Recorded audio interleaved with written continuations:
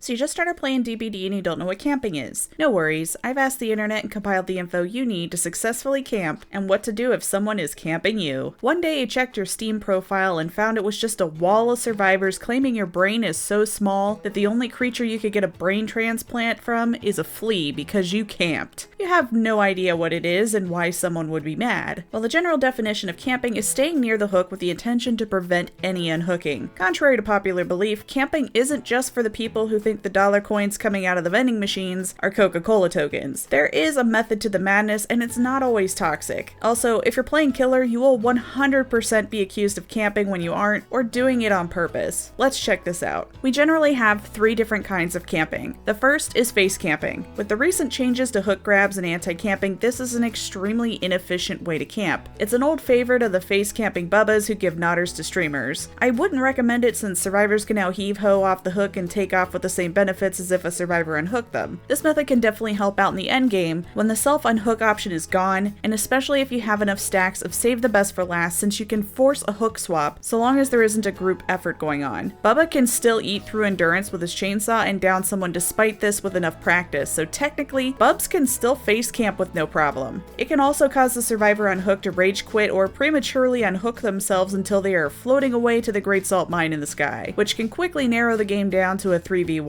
Also, and this is extremely situational, if you are playing Michael and you need to tombstone someone and you just yoink them out of a locker, you can now face camp them, and so long as you are 99'd or have infinite tombstone, you can now just straight up mori them the moment they jump off the hook. I'm not saying this isn't cruel and unusual, I'm just saying it's viable. The second is proxy camping. This is like the Swiss Army knife of camping because it can be extremely efficient in applying pressure. As a killer main, make sure to figure out where you want to go before you hook. You can do this without wasting as much time by taking a quick look-see as you're in the animation of wiping your weapon. If you have a few gens that have been getting lovingly stroked by the survivors and are about to blow the next time Ace so much as wheezes in its general direction, you can carry the survivors close to those gens. This way you can patrol the gens with progress and can keep an eye on the hooked survivor. You don't want them so close that they get a free unhook, but it allows you to maintain pressure across the board on multiple objectives. If the survivors remain in the area to pressure the gens and the hook, then it's even better because the free unhook takes much longer to trigger, buying you more time for the gens to regress. Is it annoying to deal with as a survivor? Yes. Is it a good strategy? If done right, absolutely. There is only one killer, and anytime you have the opportunity to pressure multiple objectives at once, especially if you have a nice 3-gen setup, you should definitely use it to your advantage. The third type of camping is AFK camping. This is usually done by twins in Singularity. Essentially, when playing the twins, Charlotte is left near the hook and the killer takes control of Victor, and the moment an unhook happens, they just switch right back. If Charlotte is within the 16 meters, she fills the anti-camping bar, but she can park right outside of it to be ready to tunnel someone out. You can stand in front of the hook as Victor and never fill the meter. It's not an efficient way to camp unless it's just one injured survivor coming in for unhook at a time, since a second survivor can just kick Vic. Larry can park itself right outside the camp range and just camp at 16 meters while scrolling through cameras and switch back as soon as the unhook occurs. There's really not much you can do about it, but at least the 16 meters can give you a head start off the hook if someone can grab you. For those who need a visual aid, this is right around the 16 meter mark where the anti-camp bar will stop filling. Now, what in the hell are you supposed to do about this? First and foremost, do not throw in the towel. Camping, especially face camping, can be super effective because players get tilted that they are stuck on hook and not able to do generators, heal, or do anything for points other than struggle. Each hook state takes 60 seconds. A generator takes 90 seconds to complete. If each survivor is on a generator while you are being camped, you will guarantee 3 gens will be completed if you never get yourself unhooked during both phases. With the new anti-camp, this means that you will be able to buy additional time by unhooking when the bar is full. You'll want to wait until the absolute last moment of each phase to unhook yourself. This will allow you to not only eat up the 60 seconds of that phase, but now the killer has to lose additional seconds to catch you a second time. Even if it's a Bubba and he eats through your base kit borrowed time, he needs to finish his animation, pick you up, pray to Big Bubba Jesus that you don't have decisive strike, and throw you back on hook. Rinse and repeat until you've been harpooned by the giant spider monster in the sky. If you can play your cards right and your teammates are either on comms or have figured out what's going on, you can have 3 gens finished by the time you've been hooked for phase 2. If you see the last gen is about to pop while you're on phase 2, make sure to unhook yourself before it pops so you don't lose the anti-camp unhook ability, and bonus points here if you have Meg's Adrenaline to immediately jump to full health with a speed boost the moment the last gen pops. If you have a hard time keeping your cool in these situations, situations, remember that if the killer is camping you because their entire personality looks like the reincarnation of the clown's bathwater, wasting their time and outplaying them like this will absolutely send them into a rage so intense that their mom will come downstairs and ask them to quiet down. Remember to always say GG. As I tell my friends, it doesn't always have to stand for good game, it can also stand for get good and will generally piss off anyone who is camping for the sake of being a douchewad. But wait, there's more. You can run kinship, which will trigger whenever a survivor comes within 16 meters of the hook while you're on it. So when the other survivors come to investigate and see you being camped, you now have your hook timer paused for 26 to 34 seconds, giving you up to 94 seconds to sit on that hook before you take advantage of that full camp meter and take off. This is a general perk, so you don't even have to unlock any specific survivor to get it. If you run Kindred, which is another general perk, your fellow survivors won't even have to come check on you because they will see the aura of the killer if they are within 16 meters, which is the anti-camping range. It can also help the other survivors see where everyone is, so when it's down to 1 or 2 generators, they can team up. Since tunneling is an extremely popular playstyle, you can run Decisive Strike from Lori. Then if the killer decides to do the classic camp and tunnel combo, then you can just use Decisive Strike when they down you again so long as you hit that skill check. Just keep in mind that you can't heal, cleanse, or do any other actions that aren't chase related or you lose Decisive Strike, and you can only use it once per game and only if the generators haven't all been powered. If you have a camp prone buddy, you can always bring Rebecca's Reassurance and buy another 20 to 30 seconds for the hook survivor. It can only be used once per hook stage, but that's up to a minute of extra time, and when paired with kinship, can make a face camp or rage quit or throw in the towel and move on from camping. Of course, there's always the option of using Zarina's For the People, which will allow a survivor with full health to give another survivor their health state. So if the person being camped unhooks themselves and you are able to sprint over there and give them the goods, this will help deter a tunneling situation or just buy more time if they're determined to get that other survivor. Now, if the killer is not tunneling, you can definitely do the old hook swap. I wouldn't attempt it immediately during the first hook stage in case they decide to tunnel, because then you've lost your team a lot of time by unhooking prematurely. If you can get that unhook and swap places with them, then you just bought your team another 2 minutes of uninterrupted gen time. Finally, if you need to help someone in a camping situation and you don't have these tools at your disposal, you need to rally the troops. Once the final gen pops, make sure a door is 99'd or open if the survivor is being camped close enough to it. Come in as a group and have one person start the grab. If the killer hits them, the hit person runs for the door while the backup grabs during the weapon wipe animation. If the whole gang survived, then the unhooker and the other uninjured survivors should take up the rear and body block the killer like a Karen blocking a doorway of a business that closed 20 minutes ago. One last note, if someone is being face camped by Bubba,